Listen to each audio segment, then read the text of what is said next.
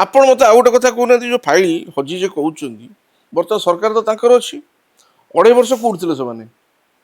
ଆଜି ହଠାତ୍ ମନେ ପଡ଼ିଲା ଫାଇଲ୍ ହଜିଛି କେବେ ଏମାନେ ହଜେଇ ଦେଇଛନ୍ତି ଜାଣିଶୁଣି, ସେ ପ୍ରଶ୍ନ ମୋ ମନରେ ଆସୁଛି। ସରକାର ହେବାର 2.5 ବର୍ଷ ହେଇଗଲା, ଯଦି ଆପଣ ଲକ୍ଷ୍ମଣାନନ୍ଦ କେସ୍ଟା ଉଠାଇବା ପାଇଁ ଚାହୁଁଥିଲେ ତାହେଲେ ଅନେକ ଆଗରୁ କରିପାରିଥାନ୍ତେ, ତମେ ଜାଣିଥାନ୍ତେ।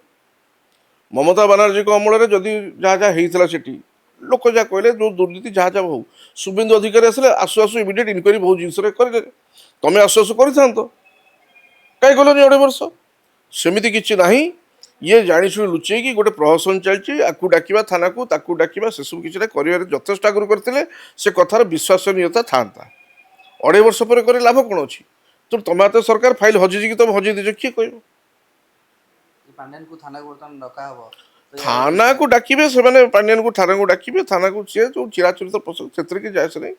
ସେଟା ଆଇନ ତା ବାଟରେ ଯିବ, ଆଇନକୁ ଆମେ ସବୁବେଳେ ସମ୍ମାନ ଦେଇଛୁ, ସେଥିରେ କିଛି ଯାଏ ଆସେ ନାହିଁ। ଯଦି ଯିବା କଥା ଦରକାର ପଡ଼ିବ ତାହେଲେ ଯିବେ, କିଛି ଅସୁବିଧା କି? ଦୋଷ ତ କରେ, ଯିବେ କ'ଣ?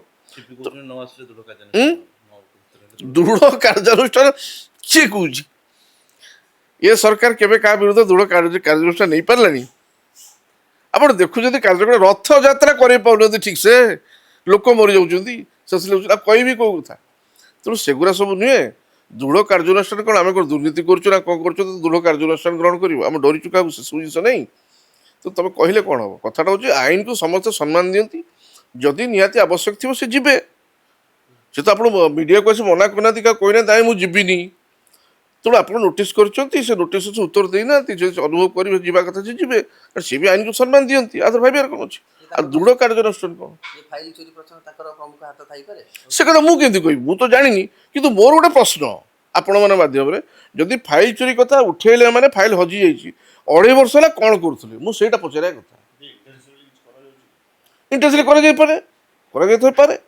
ଫାଇଲ୍ ହଜେଇକି ଜାଣିଶୁଣି ଆମକୁ ଡକେଇକି ଗୋଟେ ପ୍ରହସନ କରିବା, ବଦନାମ କରିବାକୁ ଚେଷ୍ଟା କରିବା, ଏସବୁ କିଛି ଲାଭ ହେବନି ନିଶ୍ଚିତ। ଇଏ ଆ ଭିତରେ ତ ମୋତେ ବି କିଛି ଷଡ଼ଯନ୍ତ୍ର ଦୁର୍ଗନ୍ଧ ବାରି ହେଉଛି ହେଲା। କୋଇନ୍ସିଡେନ୍ସଟା ଆପଣ ଦେଖନ୍ତୁ, ଆଗରୁ ହେଉନଥିଲା, ଯେମିତି ନବୀନ ବାବୁ ଧର୍ମେନ୍ଦ୍ରଙ୍କ ଇସ୍ତଫା ଦାବି କରିଦେଲା, ସାଙ୍ଗେ ସାଙ୍ଗେ ଏଠି ନୋଟିସ୍ ଆସିଗଲା। ଏଇଗୁଡ଼ା କି ପ୍ରକାର କଥା? ତମେ ଯଦି ଲୋକ ଜନସାଧାରଣ ଜାଣୁଛନ୍ତି, ହୁଏତ ମୋତେ ଲାଗୁଛି, ମୁଁ ତ ଠୋସ୍ ପ୍ରମାଣ ମୋ ପାଖରେ କିଛି ନାହିଁ, ମୋତେ ଲାଗୁଛି ଏଇଟା ଗୋଟେ କନ୍ସପିରେସି ହେଲା କି, ନବୀନ ବାବୁଙ୍କ ପାର୍ଟିକୁ ଚୁପ୍ କରିବା ପାଇଁ କି କ'ଣ କରିବା ପାଇଁ ହୁଏତ କରିଥାଇପାରନ୍ତି। କିନ୍ତୁ ସେ ପାର୍ଟି ଚୁପ୍ ହେବନି, କାରଣ କୌଣସି ଦୁର୍ନୀତିରେ ନବୀନ ପଟ୍ଟନାୟକ କେବେ ସଂଶ୍ଳିଷ୍ଟ ନୁହନ୍ତି। ତେଣୁ ସେ କହିବା କଥା ଯେଉଁଟା ଠିକ୍। ଆପଣ ଦେଖିବେ ନବୀନ ବାବୁ ବାର କେବେ କହିଛନ୍ତି ଏଇଟା ବାବଦରେ ସେ ବାବଦରେ? ଯଦି କହିଛନ୍ତି କେବେ କିଛି ଭାବିଚିନ୍ତି କହିଥିବେ, କାହିଁକିନା ଛାତ୍ରମାନଙ୍କର, ପିଲାମାନଙ୍କର ଭବିଷ୍ୟତ ଯେତେବେଳେ ଅନ୍ଧାର ହେଉଛି, ସେ କଥାଟା ନବୀନ ବାବୁକୁ ବ୍ୟଥିତ କରୁଛି, ସେଥିପାଇଁ ସେ କିଛି କହିଥିବେ, ଆଦରେ କିଛି ନାହିଁ।